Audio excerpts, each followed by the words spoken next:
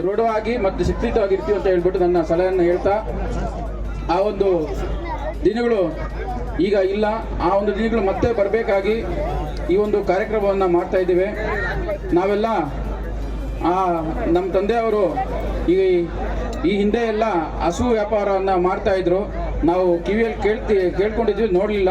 ಅದನ್ನ ಮತ್ತೆ ಎಲ್ರಿಗೂ ಪ್ರೇರಿತರಾಗಿ ಮಾಡಬೇಕಾಗಿ ಈ ಕಾರ್ಯಕ್ರಮವನ್ನು ನಾವು ಇವತ್ತು ಕೋಲಾರದಲ್ಲಿ ಹಮ್ಮಿಕೊಂಡ್ವಿ.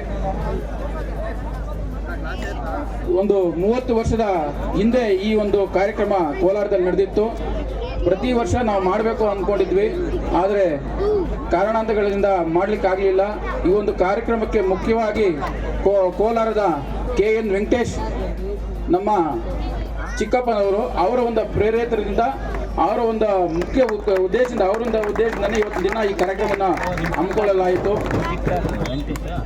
ಮತ್ತು ಈ ಕಾರ್ಯಕ್ರಮಕ್ಕೆ ಸಹಕರಿಸಿದ ಎಲ್ಲ ನನ್ನ ಸ್ನೇಹಿತರಿಗೆ, ನನ್ನ ಅಣ್ಣ ತಮ್ಮಂದಿರಿಗೆ, ನನ್ನ ಸಂಬಂಧಿಕರಿಗೆ ಎಲ್ರಿಗೂ ನನ್ನ ಒಂದು ಧನ್ಯವಾದಗಳನ್ನು ತಿಳಿಸ್ತೀನಿ. ಮತ್ತು ಈ ಕಾರ್ಯಕ್ರಮವನ್ನು ಉದ್ದೇಶಿಸಿ ನಮ್ಮ ಇವತ್ತಿನ ಮುಖ್ಯ ಅತಿಥಿಗೆ